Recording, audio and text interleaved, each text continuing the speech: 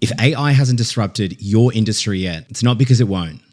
It's because it hasn't hit your role or your region yet. This is a message I've wanted to share for the longest time, but I've struggled to articulate the enormity and just how profound this moment in time feels like. This isn't about resisting the new disruption in technology.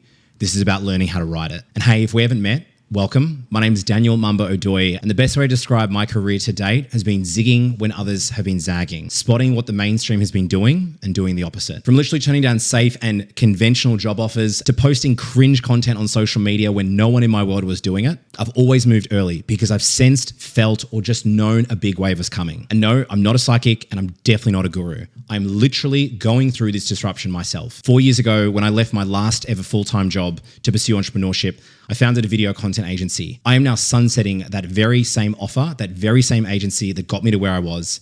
And I told all my clients that I'm wrapping that up in the next 2-3 months. And it's not because I failed. It's because AI is about to make 80 to 90% of content delivery a commodity. And I'd rather disrupt myself and control my own career than let something else do it. Now, in case you're still skeptical, I don't blame you. We've just met.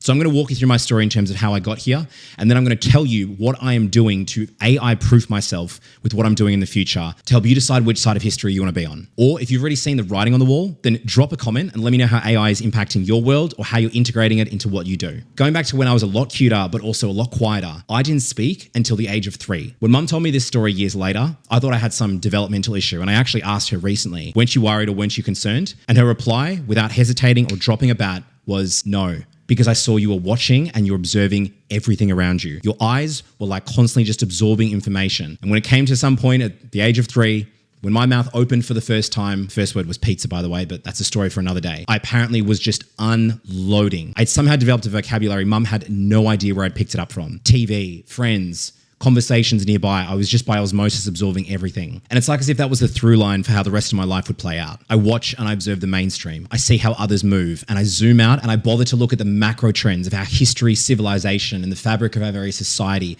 continues to work in patterns that rhyme and repeat. Years later, after receiving multiple offers from Big 4 consulting firms, I turned them down. Everyone in my life thought I was crazy. But the thing that I thought was crazy, I'd experienced my first Uber trip in 2013. And something about the magic of pressing a button and having a car rock up 5 minutes later with a driver that knew my name made me realize that mobile or digital first startups were going to eat legacy industries. In Melbourne in particular, taxi drivers that had a legacy stronghold for years, but they weren't innovating and they were known for having notoriously bad service. So I dropped the corporate pathway and bet on Uber, what was a near illegal startup at the time. That startup has now revolutionized how we move ourselves and things that matter to most of us around the world in every single market. Plenty of competitors have popped up. And then I did it again by posting content. I put up whatever videos I could, even if I got flack from others for doing so. The very same thing that years later would become a saturated market of anyone and everyone trying to build their personal brand and get a chunk of the $500 billion creator economy. And now with all the cringe scars and stories I had from trying to do it in the 2010s, I'm now grateful that I can educate and help others do the same and cut through all of the noise and slop that is currently filling our news feeds at the moment. Everything I've built and everything I will continue to build is based on the premise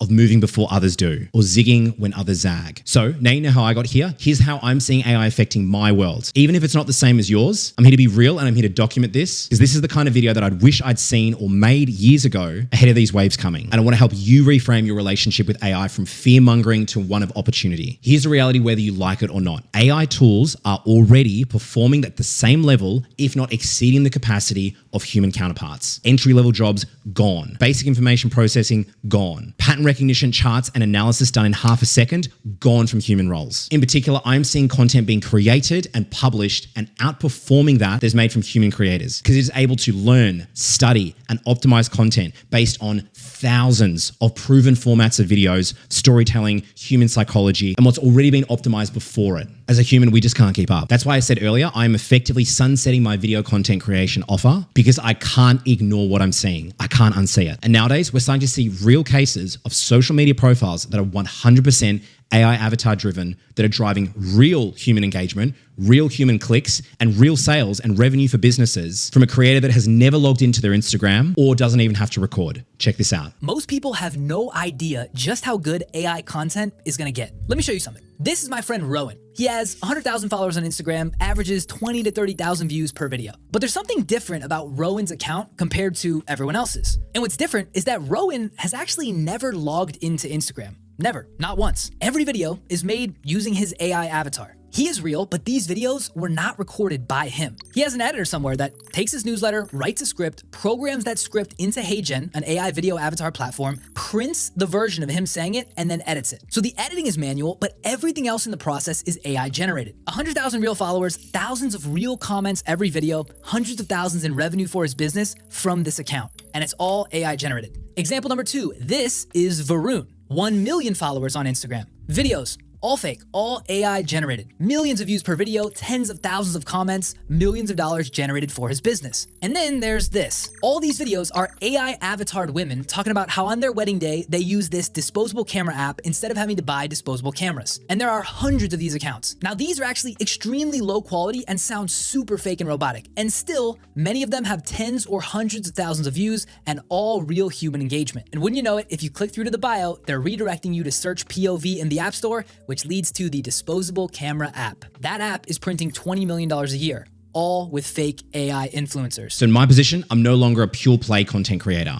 I'm an integrator for the clients that I serve and support. Everything I've done at both Uber and Google and the dozens of clients I've supported as a solopreneur all come down to plugging into their systems and optimizing it with the tools that are available. Whether that's automating onboarding processes, improving the education and engagement of existing customers or clients, or systemizing content or communications at all parts of the funnel. This isn't a game of compete against AI. You are not going to win. This is about knowing how to use it and becoming what I've coined AI enhanced. Most people won't make this shift in time, but if you're watching this in mid-2025, you can. So here are the 3 tactical steps that I've been quietly implementing over the last year and a half in my business and what I recommend and advise and support others in my life. I'm sharing this because I can't unsee what I've seen. And if you are watching this right now and you are honest with yourself, this wave is coming and it's going to affect you, your family or friends, your kids, or whoever matters most to you. So starting today, here's all you need to do. Number 1, sign up for a paid subscription on any AI app. I have no affiliation and no bias whatsoever. For transparency, I've used a ton of them, free and paid. And currently, ChatGPT has become the central workforce for the majority of functions that I use. The reason in particular why I say you need to pay is you will get skin in the game. If you are paying a $20 or $30 a month subscription, every time that docks and hits your bank statement, you're gonna feel enough of a sting to actually go and get an ROI or to go and use the app. You can toggle and play around with some tools and do a one-off prompt, but this is a game of learning how to integrate it into your day-to-day. And the only way that happens is if you are using it on a daily basis. If you're unsure what tool to use or you want a recommendation on one that might be relevant to what you're doing, add it in the comments below and I'll reply with the best recommendation from my short list of tools that I've used personally myself. Because as I've learned, the real craft with AI is knowing how to engineer or craft valuable prompts. The output is only as good as the input. That's why so many of you, including me, when you first started using the tool, might have been underwhelmed or a bit, with the output or the AI slop that you were getting on the outside. I have learned that the more thorough and detailed that your prompting can be, that is the criteria, the constraints, and the preferences that you include when you provide context and information, the sharper your output's going to be. And I've genuinely had output, whether it's content, emails, scripts, or even just tailored walkthroughs or educational guides that have blown me away. Okay, step number 2 is to audit your workflow. Go for a walk with some headphones and your smartphone device and turn on your voice memo app and just start talking. Literally describe everything you do on a daily or weekly basis. Map it all out, hold nothing back. If that doesn't work for you, just literally look at your calendar and look at all the things you did in the last 2-3 working days. Spit it all out, be honest, don't hold anything back. Now, as I mentioned in step number 1, you can feed this entire transcript that you can get from your memo app or whatever you use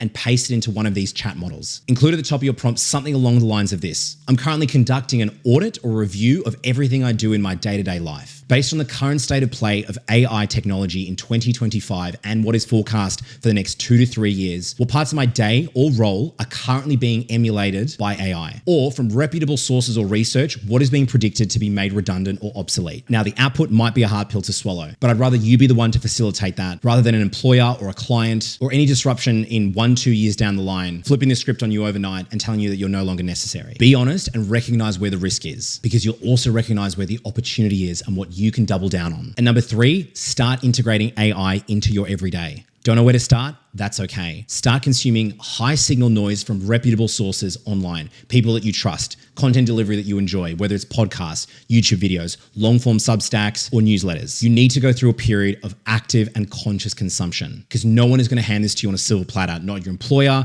not your clients, not your partner. While everyone is scrambling and saying the sky is falling, you're quietly building the muscle and the mastery in this domain. I'm sharing this because this is my timestamp. This is my line in the sand. This is a moment I want to look back in a year or 5 years or 10 years and selfishly said that I caught it, but selflessly said that I did my part and I put this video out there so that it would help someone like you watching this right now turn and act. The AI wave isn't coming, it's already here. And you're not behind yet.